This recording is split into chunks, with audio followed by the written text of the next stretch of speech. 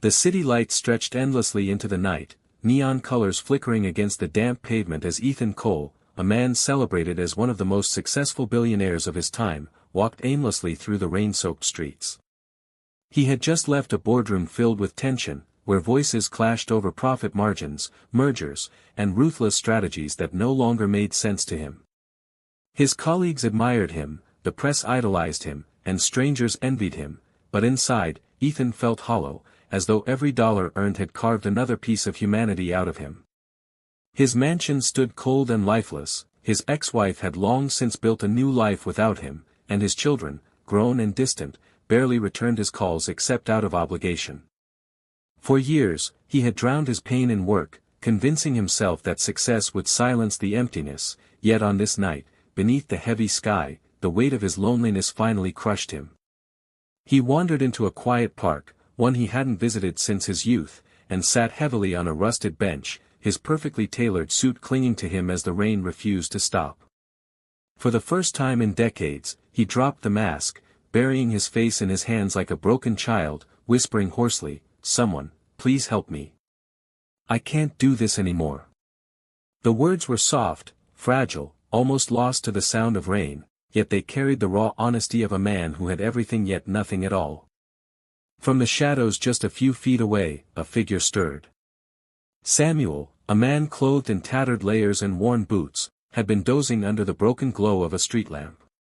He was homeless, invisible to most, a ghost that society stepped over and ignored. Yet unlike Ethan, Samuel had long accepted his place in the world. His days were hard, but his spirit was strangely at peace, shaped by survival, faith, and a wisdom that had nothing to do with wealth. Hearing Ethan's broken plea, he stood slowly and approached, his step steady but unhurried, until he stopped near the bench. Ethan glanced up, startled by the sudden presence, expecting mockery or perhaps a demand for money. Instead, Samuel's eyes, sharp and kind despite their weariness, met his with quiet certainty, and he spoke three simple words that seemed absurd in their boldness: "I can fix it." For a moment, Ethan nearly laughed at the irony. What could a homeless man possibly fix for a billionaire drowning in problems money couldn't solve? Yet something in Samuel's tone stopped him. It wasn't arrogance or pity, it was conviction, spoken by someone who had known brokenness far more intimately than Ethan ever could. In that strange, rain-drenched silence, the two men sat side by side, one who had lost everything but money, and another who had lost everything except hope. Ethan didn't know why, but he didn't move, didn't dismiss him.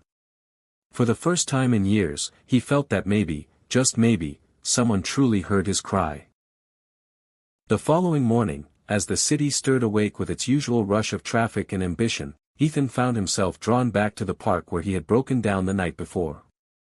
He told himself it was foolish, that a man like him had no business sitting on a weathered bench waiting for a stranger in rags, yet something inside pulled him there anyway. To his quiet surprise, Samuel was already seated beneath the crooked lamppost, sipping what looked like cheap instant coffee from a dented tin cup, his posture calm as though the chaos of the world had no hold on him. Ethan approached hesitantly, his polished shoes clicking against the wet pavement, and after an awkward silence he asked, "What did you mean, last night, when you said you could fix it?"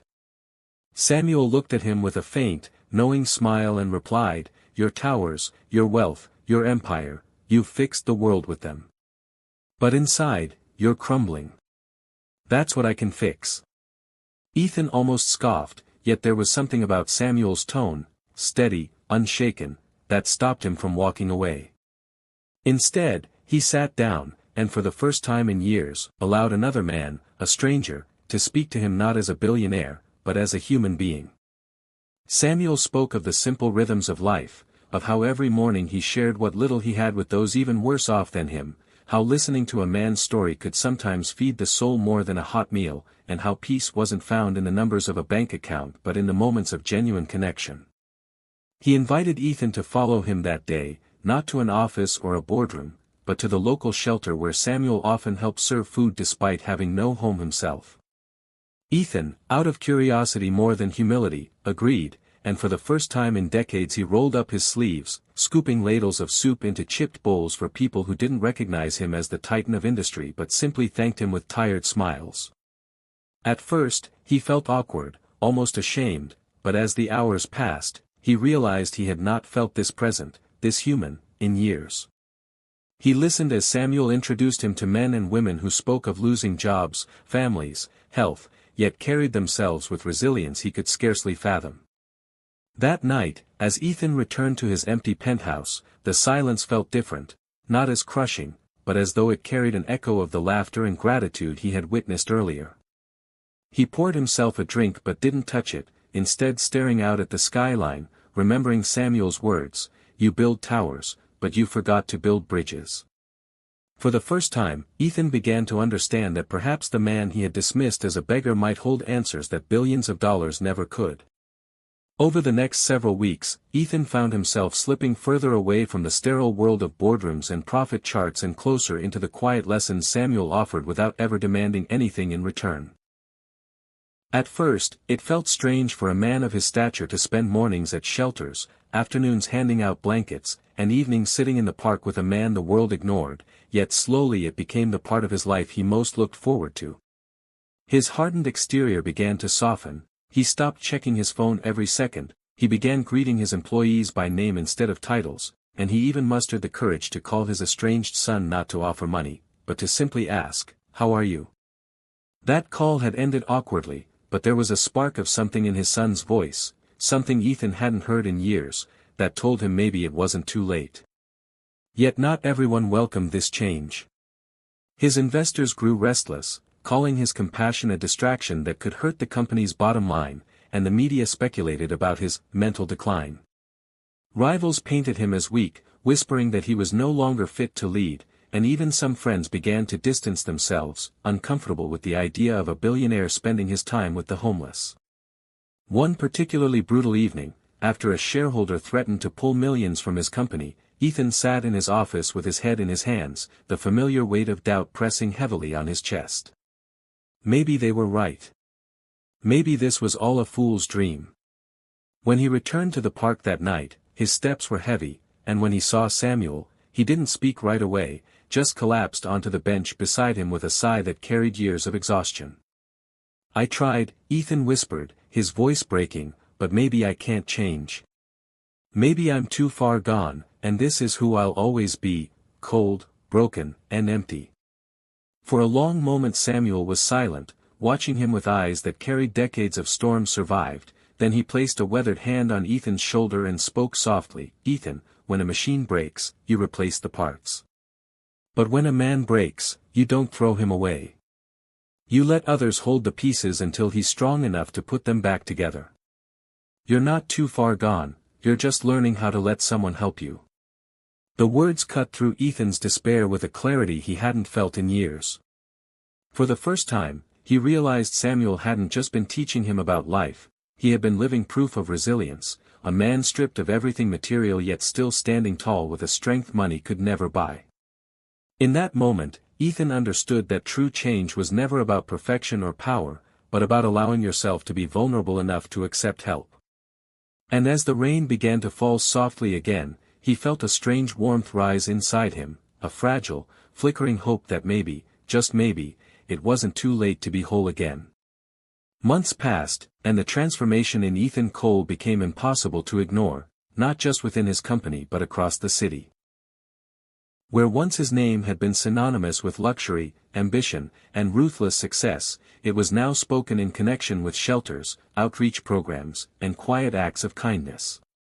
He began diverting portions of his wealth into initiatives that created jobs for the homeless, funded rehabilitation centers, and supported struggling families, but unlike most philanthropists, he didn't just write checks, he showed up. He served meals, painted walls, read bedtime stories at children's homes, and in every step, Samuel was beside him, guiding him not with grand speeches but with steady reminders of humanity's simplest truths. When reporters questioned why a billionaire would be seen alongside a homeless man, Ethan answered without hesitation, "Because he taught me what billions couldn't." The world was stunned, yet for Ethan, it wasn't about image, it was about gratitude. Samuel, however, never sought recognition. He often told Ethan, "I don't need your spotlight. What I needed was to matter." Ethan, deeply moved, realized that Samuel had given him more than lessons, he had given him friendship, something money had failed to buy all these years. One evening, as they stood outside a newly opened shelter funded by Ethan but designed by Samuel's vision, Ethan turned to him, his voice heavy with emotion. "You've changed my life, Samuel. I thought I was fixing the world with money, but you fixed me. How can I ever repay you?" Samuel chuckled softly, his eyes glistening. "You already have. You gave me a place to belong again. And in return, I gave you what you'd been searching for, peace." Ethan felt his chest tighten as tears threatened, but he didn't hold them back this time, he let them fall, unashamed. The man who once measured his worth in skyscrapers and stock prices now understood that his greatest treasure was sitting beside him on that old park bench where it had all begun. In the months that followed, Ethan's children slowly came back into his life, drawn not by inheritance but by the man he had become. Investors who once doubted him began to see strength in his compassion, and employees found new pride working for a leader who cared. Yet none of it compared to the quiet moments he still shared with Samuel, the man who had answered a billionaire's cry for help with 3 simple words, "I can fix it." And in the end, Ethan realized that while money could build towers that touched the sky, it could never mend a broken heart. That, he had learned, was something only love, humility, and friendship could do, and for the first time in decades, he felt whole.